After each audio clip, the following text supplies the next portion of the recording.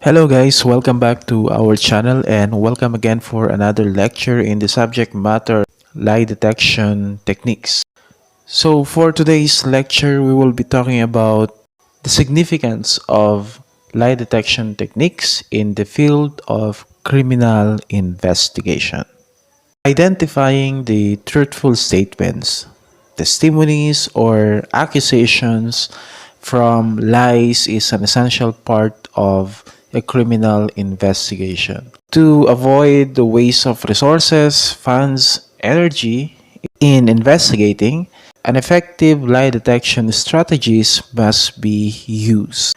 So, several law enforcement agencies utilize various of lie detection techniques, such as, for example, we have the word association test, wherein several questions are being asked, and the time span of on how fast the subject responds to every question is being recorded as the basis of evaluating whether the person is being truthful or not. Because under word association test, they actually believe that if a person answers faster as possible in relation to the question that was asked, they believe that the person is being truthful to what he is stating compared to those persons who have a little bit of delayed when he is answering, because the psychology of that is that when you are trying to think on how are you going to respond, it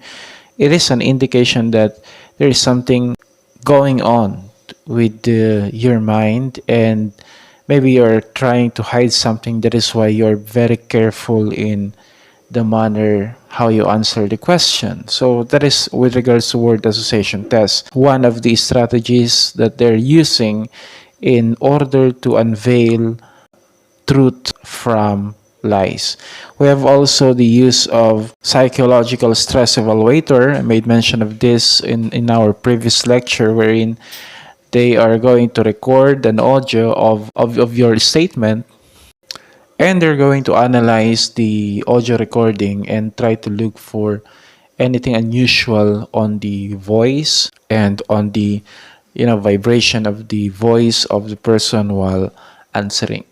That's just a background with regards to psychological stress evaluator. We have also the administration of drugs, which we often encounter this in movies like the use of truth serum, but we will try to explain more on that, because it's not a serum, rather it is a certain type of drugs that they're using, that they're administering to the person who will be subjected to interrogation in order to limit the ability of the person to keep to control himself in answering questions that are being asked by the interrogator. Now we have also here the most common method that we are usually encountering in terms of lie detection techniques, which is the use of a polygraph machine. And of course, the polygraph machine is also sometimes being referred to as the lie detector. But what is really the concept of lie detection, and why polygraph or any other instrument that we made mention used as a lie detector should not be termed as a lie detector in the first place? So that's the thing that we wanted to clarify, because for those who have a little background with regards to the concept of lie detection, they usually believe that all of these instruments are actually instruments that can be able to point out who is lying or not.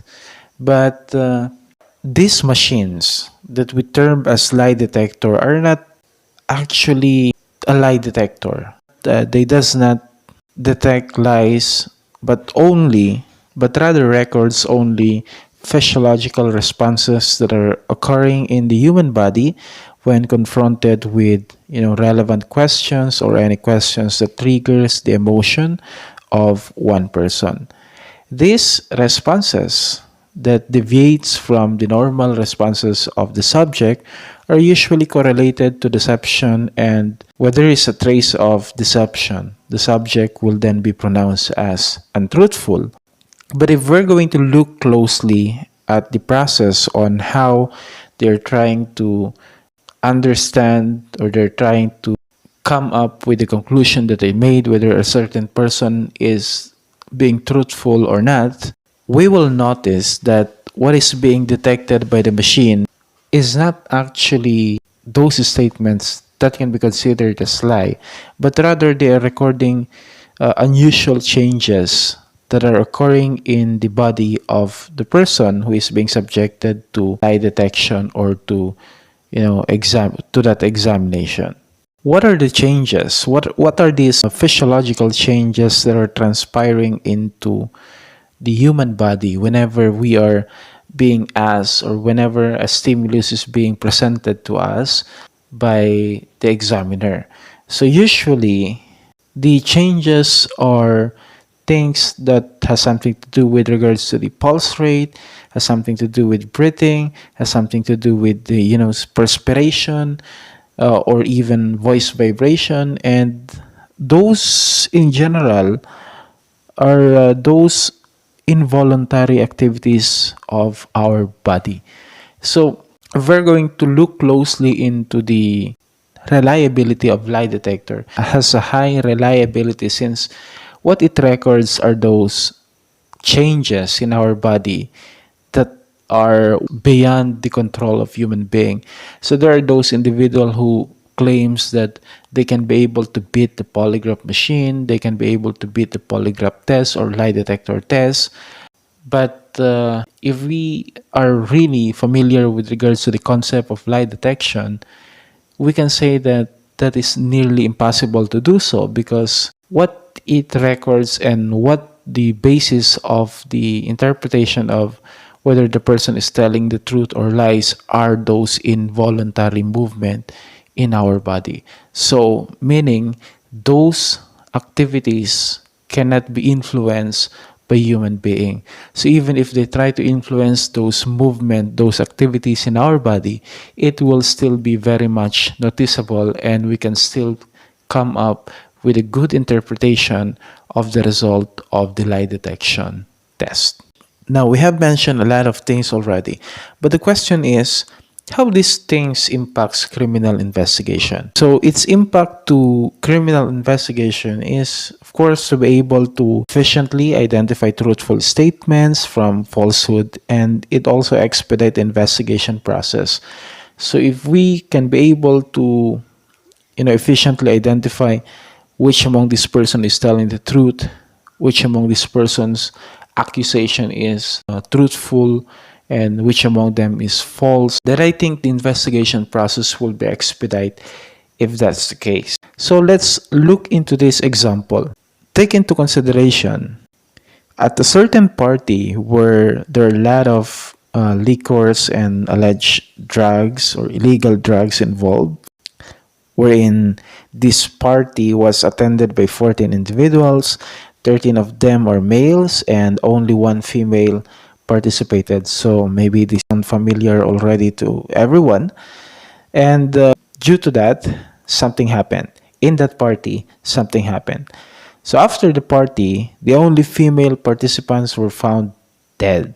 And because of that, the relatives of the woman believes that she was probably abused by other participants during the party that probably caused her death. Now, the law enforcement will definitely get their hand full here. In this scenario, it is the other participants of that party will be surely the first group of persons of interest. Okay, so when we talk about the persons of interest, they are the first person whom the law enforcement agencies will be calling up for investigation. Okay, so they are the first suspect of the incidents. That is basically how they start their investigation. They look into those person whom the victim, the alleged victim, had in contact before his death or her death. So since they were the participants of this of that party, were the female, or were this person who was alleged to have been abused, then definitely they are the first person of interest. Why did I mention that they law enforcement agencies have their hands full already with regards to this? Because imagine there are 13 individuals, 13 persons of interest, to exclude others may have in contact with the victim. Okay, so it is possible that the staff or security guards or other individuals who made in contact with the person before her death may also be included as a person of interest. So there are 13 individuals or more persons of interest here. So they're going to conduct, interview or interrogation process to these 14 or 13 individuals or more individually. So they're going to check their alibis, they're going to check their statements. So imagine that. So with all this said, if the investigator will take into consideration the importance of gathering accurate details and separating truthful statement from lies, it will surely take a long time before the result is done. This is where an effective and reliable lie detection techniques may come into play. An effective and reliable lie detection technique will aid the investigator in sorting truth from lies, and it will aid them in eliminating guilty from non-guilty individuals. And also, it will provide a clear direction for the investigator to focus at. So, instead of trying to believe every statements that these individuals are throwing, accusations that they're throwing maybe each other or against the victim, against someone else, if we could be able to require them to undergo polygraph examination, then we can be able to sort out everything and maybe even find some informations that are not readily available, or some maybe informations that are not, that are kept hidden by the suspects, by the persons of interest, by those persons of interest and others. So there are a lot of things that an efficient lie detection techniques can be able to provide investigator if they will rely or they will seek the assistance of lie detectors. So that's the thing with regards to that.